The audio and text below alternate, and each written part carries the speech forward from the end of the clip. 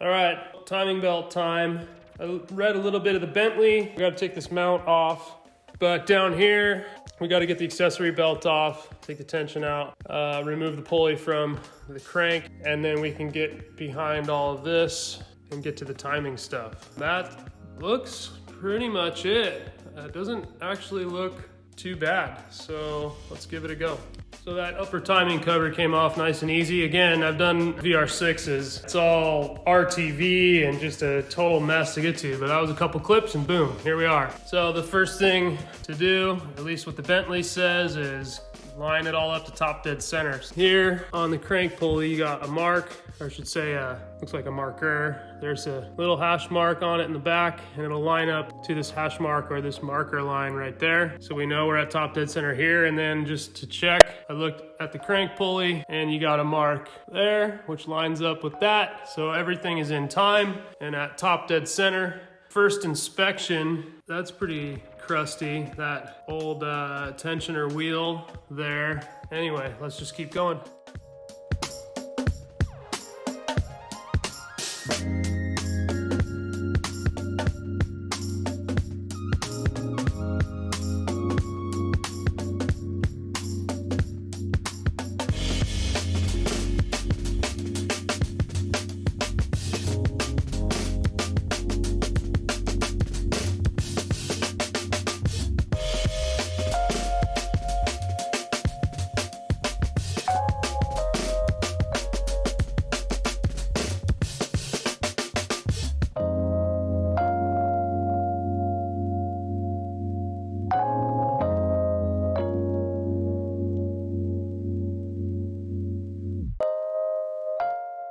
All right, it's off. Man, that was incredibly simple as compared to what can be the nightmare of the 24 valve VR6 with the VVT.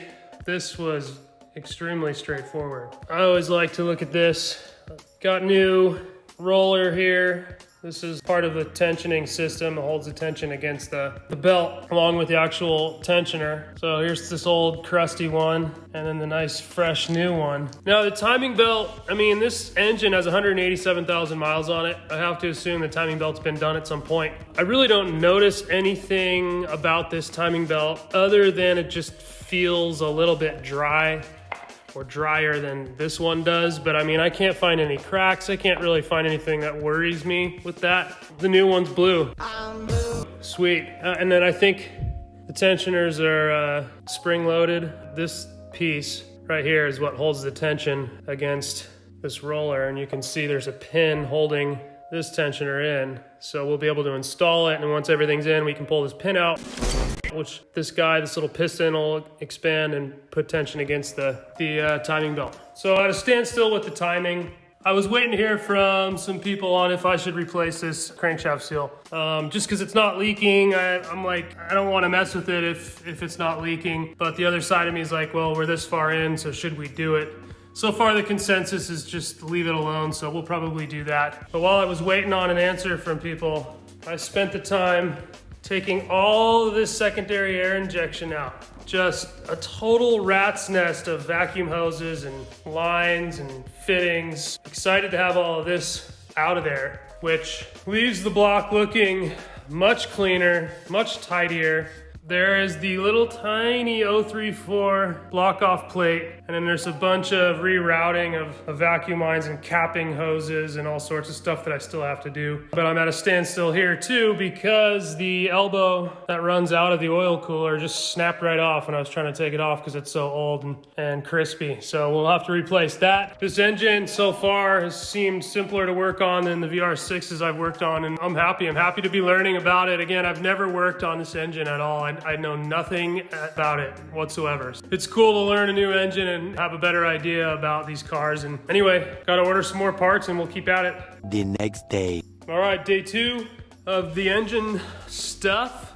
think the first thing I'm gonna do is take the oil cooler off and clean it out. When I was trying to remove this plastic elbow, basically shattered and some pieces fell down in there. So I wanna clean that out, and we're also waiting on this piece, so that's gonna be a couple days from FCP Euro. I will tackle the thermostat housing. I have a cast thermostat housing, a new thermostat to go in here. We are waiting on a intake manifold gasket before we can get that back on. The valve cover, let's do the seal today. We'll take this off, see how it looks in there. When we're done, we will get the timing belt on and get this all buttoned up. Check this out. Here is the O-ring seal that came out. Can you see how square it is? And then here's the nice new round one. Pretty easy indicator when the seals need to be replaced, when they're crushed into the actual space that they fill. In this case, this was against the housing part here, so it's turned into a rectangle. This is the old housing. I don't see anything wrong with it, but they are prone to failing or cracking, just like a lot of the plastic stuff on this engine is breaking very easily. Here's the cast piece from ECS. Prettier looking. It should last, man, the life of the engine. I mean, I don't see any reason why this would fail. And then nothing really shocking here on the thermostat. This is the new one, and this is the old one. So let's get it in.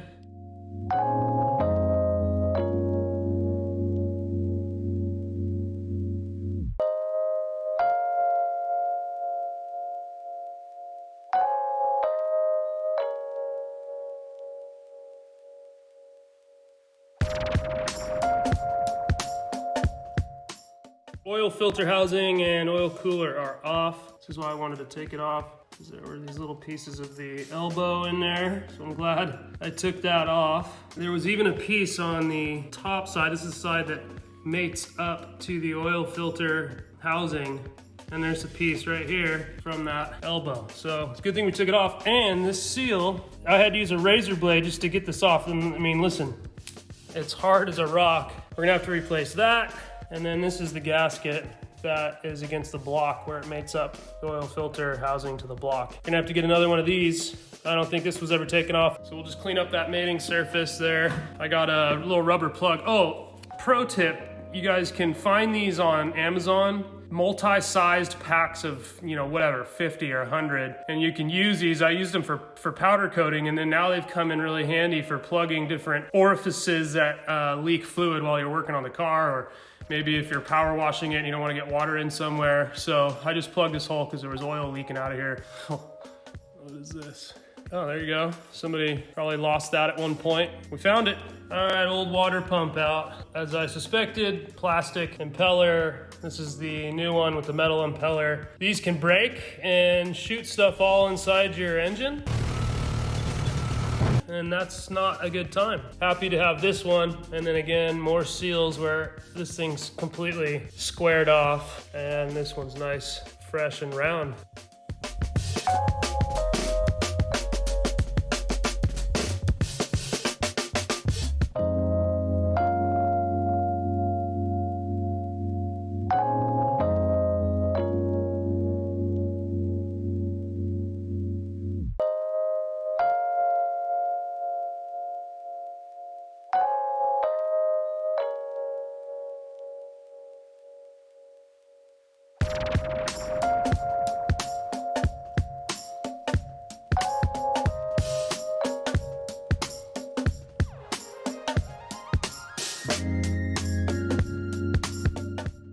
Valve cover is off. I don't see any scoring, anything that would lead me to believe that there's any issue. The cams all look good. So yeah, the seals needed to be replaced for sure. The one thing I didn't know anything about is the cam timing chain, the tensioner here. I did receive a new seal for it that goes underneath, which I didn't even know what the seal was, but I figured it out and realized I need a tool to release the tension on the tensioner so I can get it out. I'm wondering if I should just replace it if I'm taking it off and out. I don't know. I'm gonna research that here when I'm done. And then the valve cover, pretty much what you'd expect for 187,000 miles, just a bunch of buildup and grime. Does that mean I have to clean it? Probably.